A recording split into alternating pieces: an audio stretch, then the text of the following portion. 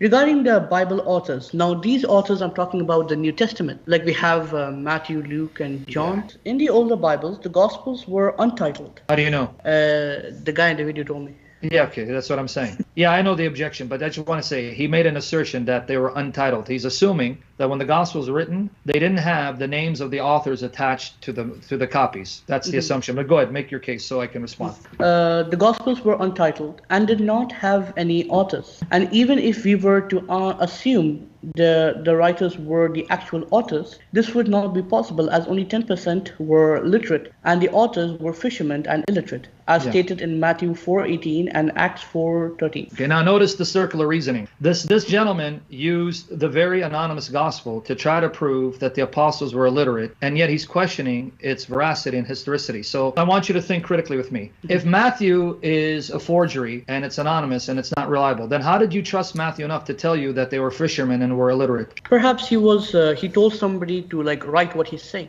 No, that's not my question. Let me repeat my question. You're the point that the person's making is you can't trust these gospels because we don't know who wrote them and they're not by eyewitnesses and therefore they're not credible. But then he says, even if they're written by eyewitnesses, they were fishermen. How do you know they're fishermen? Where do you get that information from? Matthew 4:18. Oh, the very gospel he just told you can't trust, but he trusts enough to tell you they were fishermen? Yeah, that's a good argument. Oh, good. You see how desperately bad and pathetic these are? So Matthew's not reliable. Only when he helps me destroy Christianity, then I'm going to trust him.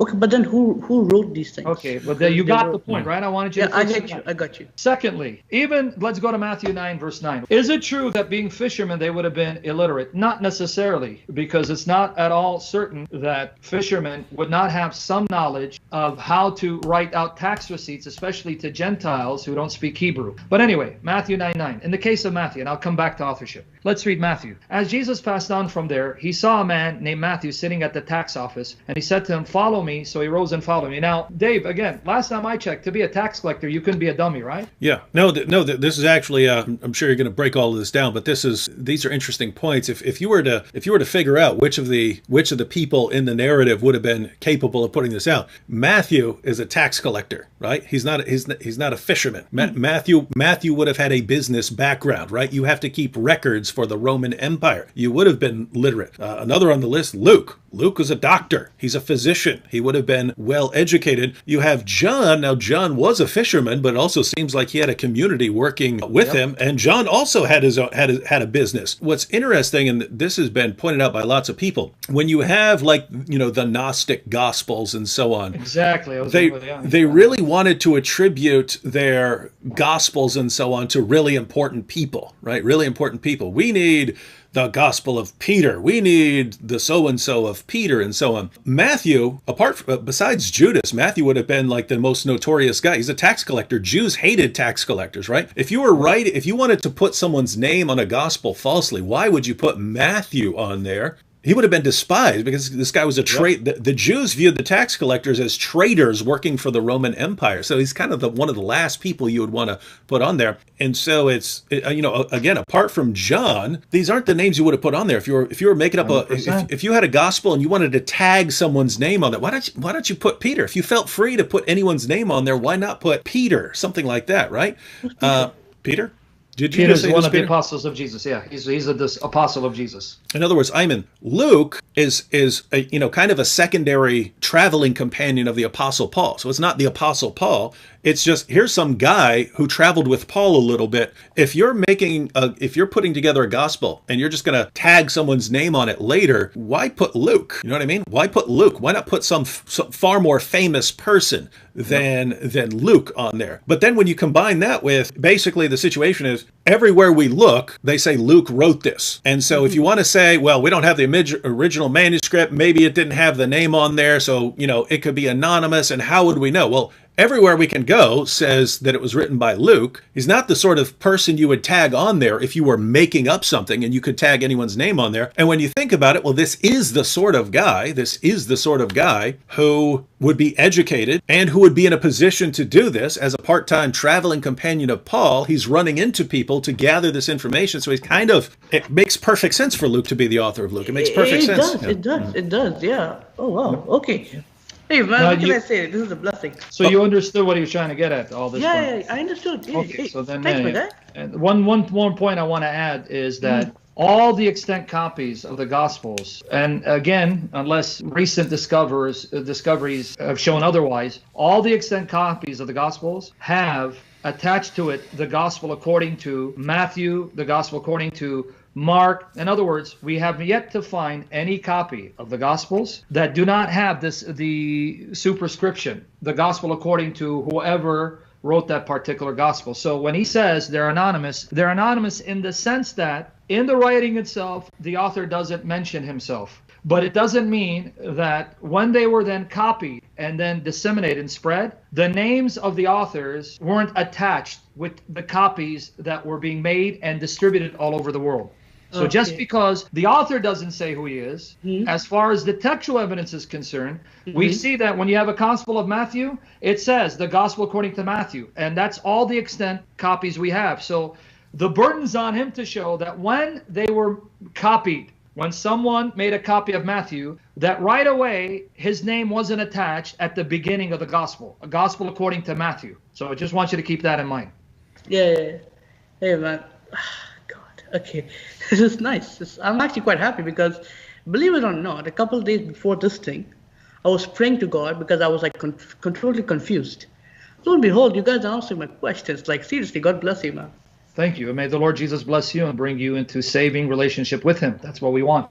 I have a question regarding Deuteronomy chapter 22, verse 20 to 21. So this concerns regarding the stoning of a non-virgin. So now my question is, again, there was also like a full list of evidence as well, right? She has to prove her innocence by showing the white cloth. If there's blood, then she was a virgin. And now here's my question, because not all virgins bleed whenever they do it for the first time. Sure. So why would this be like something to obey? Yeah, why are you assuming that what is written is all that's followed when the Old Testament is given, or the law? Let's go with the law of Moses. When the law of Moses is given, you have prophets functioning in Israel whom God is speaking through, right?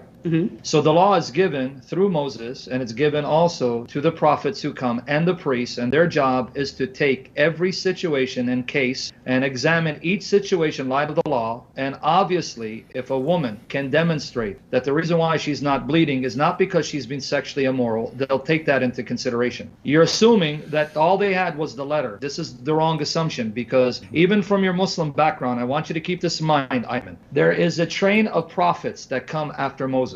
Deuteronomy is given by Moses, but after him comes Joshua and other prophets. Not only that, the scriptures were given to be interpreted at that time, implemented by the priests along with the prophets. So what is written, yes, if a woman has been sexually immoral and she's covered it and it can be demonstrated, she'll be put to death. But that doesn't mean that if a woman doesn't bleed, it's because she's been sexually immoral. So they'll take it case by case study, because these are living scriptures given to a living community. It's not simply a dead letter just posted somewhere. It is given for a community that God is speaking to and through continuously until we come to the time of Jesus Christ. Which was Israel.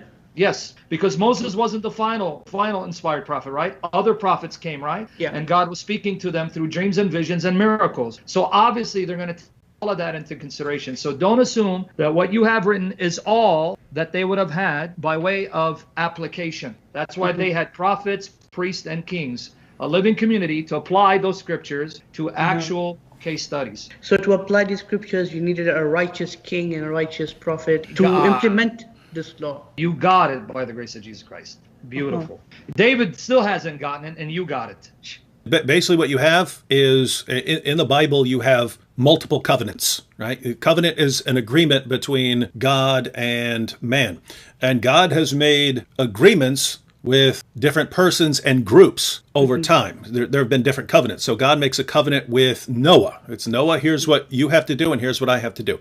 God makes a covenant with Abraham. Then you have what becomes the focus of the Old Testament is the covenant between God and the children of Israel through Moses, through the mediation of Moses there. These are the revelations for the children of Israel. So we believe that these are revelations. We believe that God gave these revelations.